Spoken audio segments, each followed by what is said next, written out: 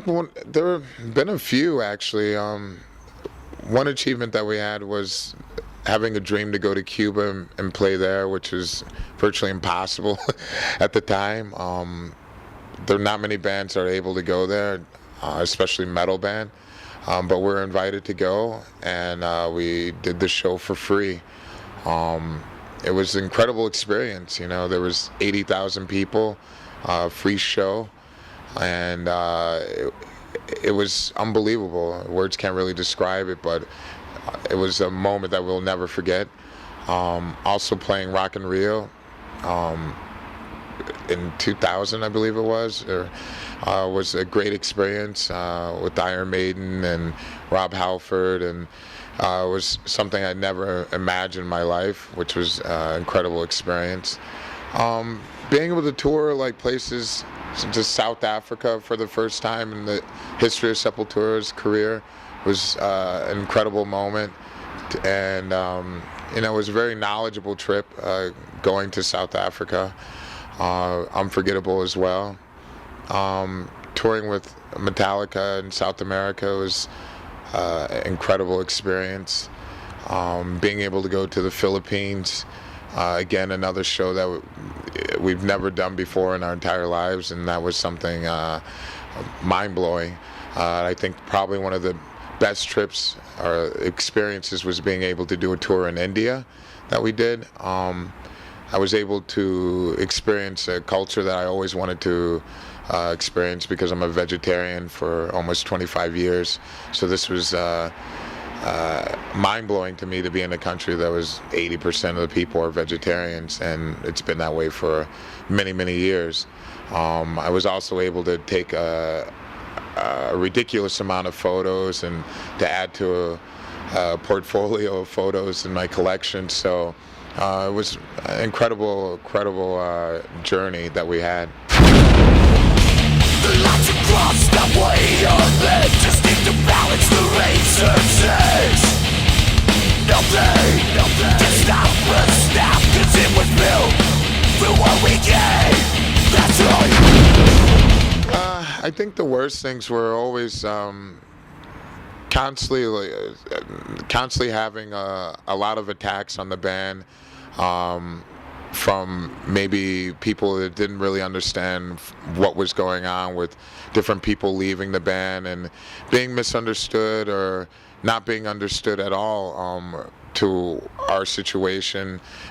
People being closed-minded to embrace change in the band. People leaving the band, as far as Igor leaving, that was not a great time, especially when an album was just coming out.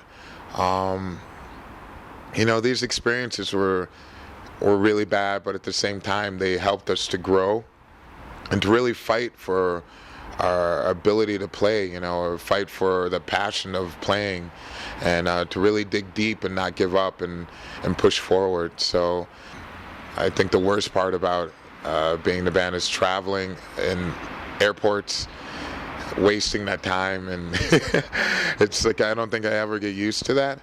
For me, the most important time is on stage, and I really cherish that.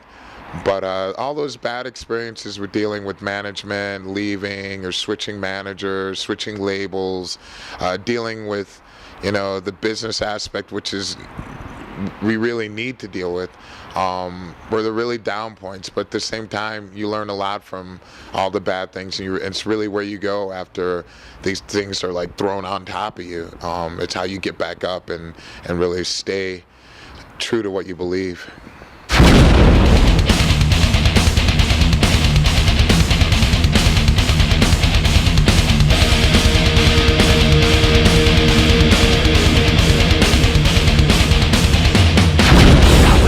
Absolutely not. We would never want to re-record anything that we've done before. I can't imagine doing that, just for the fact that we did it already. And once we've done it, it's done. I think it's important for us to always stay focused and to doing things that are relevant now. A lot of people go to the past or try to go to the past, but it's impossible to do that. I feel it's much more interesting for fans and for yourself to strive for something that is different. Change is good, and it's great when you're able to embrace it without fear. So this is something as an artist that you're always searching for. At least we're always searching for this, and it's important for us to always take what we had in the past, not forget it, but use that for what's happening now, because now is happening so fast, and it's important to really live in what's happening now and not rest on and be a slave to the past. I'm getting over winter here. Into the pain runs amongst the lost. It's the fiction of life. Well, it's hard to say what would be the end. I guess when it's not good anymore, when we don't feel that it's fun anymore, or we're not feeling it. But we have a lot of ideas. You know, there's a lot of things that we really want to accomplish. We learn a lot of what we want to do for next albums, or we gain our ideas from traveling, meeting people, talking to people, the news, what's happening around us, what's happening around the world, reading papers, just communicating. You know, like everything that's happening around us has an effect on what we're going to write or what's going to happen for the future. So we just embarked on this new tour with Kairos, so we really will see what happens and what influences we get from the process of touring and meeting people, and that will add to what will happen in the future of the band. It never made a fucking difference to you. In the eyes you can see the truth. It's a fiction of life. I'm going deep, no other way. I've encountered some racism, definitely, in the metal scene. It's kind of, I came from like a really hardcore punk rock scene where I started going to shows when I was 14, and those shows I never had experience as far as the scene that I was in, or people that were really into the music ever questioning color of people and the bands or anything. It was actually kind of silly. The only thing I encountered at that time were a lot of skinheads, and they were really a joke, just because they didn't know anything about the music. They weren't even there for the music, so I don't even associate them as being a part of the scene, of at least that hardcore like punk rock scene. Getting into the whole metal world, it was definitely much more segregated. I never felt any animosity to anybody in the scene, but there are people that took it upon themselves that weren't really used to seeing anyone that was a different color doing metal music or playing heavy music. It's true, you don't see too many people of color or different races, but I think things have changed. I think you find that there is a lot more. I think it adds to the scene, because the scene can't stay the same, and it would be kind of boring if there wasn't any flavor of different people involved in the music scene. I think it can only expand that way, and it has throughout the history. So I think there are people that are actually involved in the scene that not many people know about. It's also depending on where you go. You know, there's always ignorant people internationally, so you're always going to run into them. But at the same time, you know, can't really be hateful of them. They're just ignorant. There's no argument to it, you know. It's hard to argue with them, you know. You only can argue with what you do, your music, and perform that to the best of your ability. And that's what I'm, you know, came to do when I go to shows. I didn't come to fight like in a race war, or to fight like an idiot in the audience because he feels that he doesn't like me because of my color. And kind of beyond that.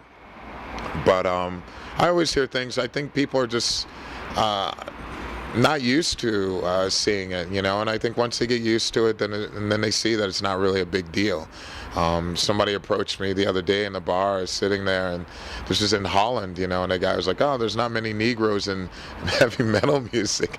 And I just had to laugh because, you know, it's like, what am I going to fight this guy because of a statement like that? But it's like, no, it's true in a lot of ways. I mean, the way that he said it was kind of fucked up, but you know, I'm only there to, I'm there to really do my job and to have fun with it. And I think people are slowly opening up, and there's so much, diversity. There's so many cultures involved in heavy music, and especially traveling around the world to every part of the world.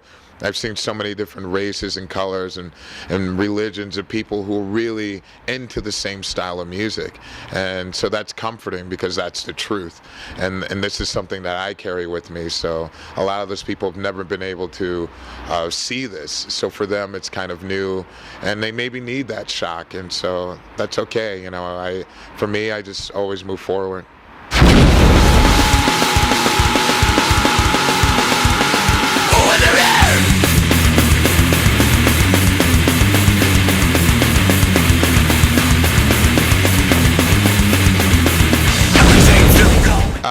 Well, Musica Diablo was something that I started with musicians from an area in Sao Paulo, ABC it's called, and they approached me to sing on a demo of 3 songs. And I listened to the songs and I really liked them, and I thought that since I hadn't jammed with any other band since I had been in Brazil, and there were so many good musicians, I thought it was great to really record these songs.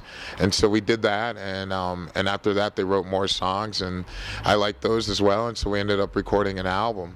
And that was pretty much what ended up happening as far as one album, and then doing a small tour in Europe. And but after that, it was really difficult to do Sepultura and Musica Diablo at the same time, and so a lot of things went into slow gear, and so now we have to see where it's going to go. I love doing different projects, and it's difficult to do the same, to do a similar style of music in a project, but there's another project that's on the horizon, but it's a different style of music, a different genre. I don't even know where to begin, but it's with Sepultura, it's extremely heavy, and with the style that I'm working on with a friend of mine from the U.S., it's extremely opposite, where actually I get to sing and to do a different style of music, which is, I think, working on this project with my friend, it actually helped in the writing process of the new album, of experimenting with my voice and trying different ideas. And I think when you do that, have these different styles of music that you're able to play with, it can help each other. So the name of the project is Maximum Headroom, and we have about 22, 23 songs, and hopefully it'll be out late fall. One of the songs from Maximum Headroom, George Clinton is a special guest on the album, and the song wasn't really completed, but BlackBerry wanted to license the song, and they licensed it for commercial in Brazil or in Europe. So that came out, and that's on the internet, but the song itself is not out. But I don't think anybody would ever recognize that it's me singing on it, but it's a cool song. It's kind of an idea of what Maximum Headroom is about. It's one of the main songs on the album, but it was cool to be collaborating with somebody I always admired. George Clinton is like godfather of funk, and it's just incredible work that he's done in the past, and it's cool. I don't want to give away everything with the project, but there's a lot of like cool guest artists and crazy sounds. Now we just passed the line of time. Now we just passed the line of time.